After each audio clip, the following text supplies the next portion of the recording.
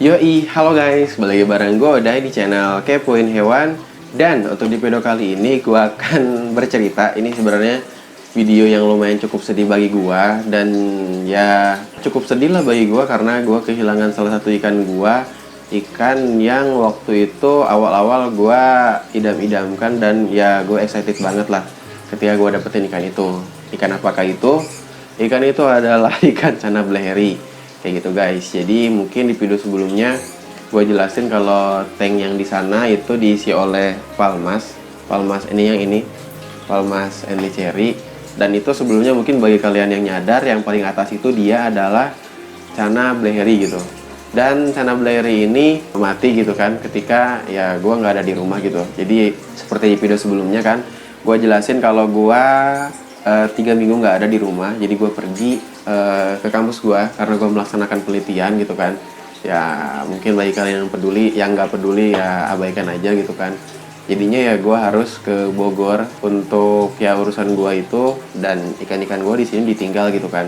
Dan ini pure kesalahan gue karena gue meninggalkan kondisi ikan yang sakit gitu kan. Jadi gue tuh pergi meninggalkan Channa Blaeherii ini dalam dia keadaannya sakit gitu, dalam keadaan yang belum adaptif di rumah gua gitu. Sebenarnya kalau misalkan dibandingkan dengan Channa Andro gua dulu, Channa Andro gua dulu pun sebenarnya waktu awal-awal gua beli, gua tinggal tuh selama 1 bulan. Tapi ya 1 bulan sih, cuman ya kadang gua kayak 3 hari sekali atau seminggu sekali gua balik gitu. Namun ya selama 3 minggu ini gua nggak balik, jadi ya benar-benar gua tinggalin sih si Channa Blaeherii ini. Dan bedanya juga kalau misalnya Channa Andro gua dulu pas gua tinggal gitu kan, pas gua dulu melakukan praktik lapangan, itu ya kondisi si ikannya dalam keadaan adaptif, dalam keadaan dia tuh sehat gitu, Channa Andro ini. Jadi ya sampai sekarang Channa Andro gue ya masih hidup sampai sekarang gitu, masih ada. Tapi kalau Channa Blaeherii ini karena gue tinggal dalam keadaan dia sakit, dalam keadaan dia white spot waktu itu gitu kan. Dan terakhir gue lihat sebenarnya sebelum gue berangkat ke Bogor, Channa Blaeherii gue ini makin parah gitu. Dia tuh terkena fin rot ya. Jadi sirip atasnya itu dia kayak ada robek kayak gitu kan. Mungkin kalau misalkan si ikannya berdua atau gue satuin dengan apa, mungkin karena berantem gitu kan, karena ya baku hantam gitu kan antara masing-masing ikan. Tapi ini karena nggak ada tank mate-nya, nggak ada ikan lainnya, ya dia tiba-tiba sobek sirip atasnya ya pasti karena fin rot itu gitu.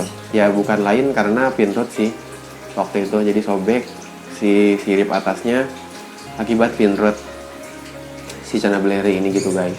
Si Channa Blaeherii ini guys. Jadi ya itu pure kesalahan gua, murni kesalahan gua. Jadi ya gua meninggalkan ikan dalam keadaan sakit gitu. Sebenarnya Channa Blaeherii ini dia kondisinya waktu itu fluktuatif banget. Jadi kan kondisi awal-awal di rumah gua ikannya nggak kenapa-napa. Waktu itu di video pertama gua unboxing, ikannya oke, belum terlihat dia ada white spot. Namun lama-kelamaan ternyata dia terlihat ada white spot.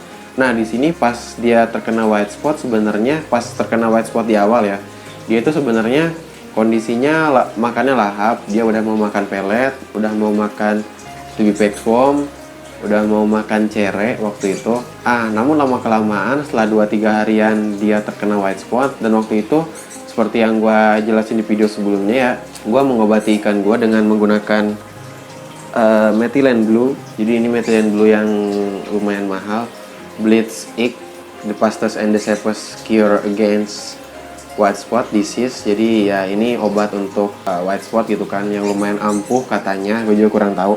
Waktu itu sebenarnya gue lihat udah kayak lumayan cukup menghilang, udah lumayan cukup memudar si white spotnya itu. Cuman kok lama-kelamaan si white spotnya agak memudar, tapi nafsu makan si Channa Blaeherii ini berkurang gitu. Jadi dia itu waktu itu ya malah nggak mau makan pelet, malah nggak mau makan tubipex foam. Waktu itu gue kasih ikan cere, nah ikan cere ini dia baru mau gitu.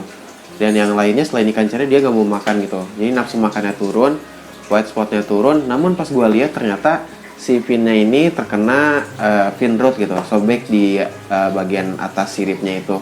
Jadinya ya gue udah punya apa ya, punya firasat yang gak enak sih. Sebenarnya selama 1 minggu setelah gue pulang atau mungkin 2 mingguan, 10 harian lah kayaknya, ya ikannya mati gitu. Jadi ya lumayan cukup bertahan juga kan selama gue tinggal 10 harian gitu kan, ikannya baru mati gitu.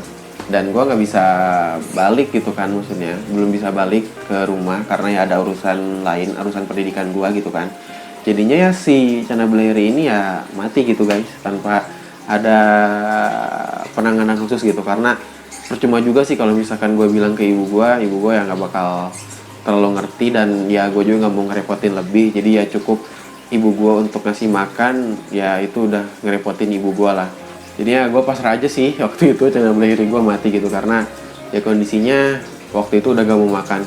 Kalau menurut gue kondisi ikan yang udah gak mau makan udah kayak itu ya, udah kayak sangat parah, karena udah mah dia sakit kondisinya, terus ya dia nggak ada nutrisi yang masuk ke tubuhnya, dan ya makin parah sih si ikannya. Jadi ya waktu itu gue pasrah aja sih, Cana Beleri gue mati gitu guys. Dan mungkin hikmah yang bisa diambil, gue saranin ke kalian kalau misalnya kalian kayak gue yang punya mobilitas tinggi, yang kayak ada urusan lain di luar kota, atau misalkan kalian nggak selalu stay di rumah, kalian jangan meninggalkan ikan-ikan kalian atau misalkan hewan peliharaan kalian dalam keadaan sakit gitu. Meskipun kalian punya kiper di rumah, punya orang yang ada yang ngurus di rumah gitu kan, cuman kalau menurut gue kita sendiri gitu kan yang tahu kondisi ikan kita, karena ya kiper kita atau misalkan siapa yang nanti ngurus di rumah itu nggak bakal setahu kita gitu bagaimana cara merawatnya, bagaimana cara ngurusnya gitu kan. Ya itu pengalaman gue pribadi sih. Atau mungkin ya gue juga salah ya memelihara hewan, memelihara ikan-ikan gue, tapi guanya kayak pergi kemana gitu kan, malah ngurus yang lain, itu juga ya salah sih. Karena ya gue lebih memprioritaskan urusan gue di Bogor gitu kan, urusan pendidikan gue.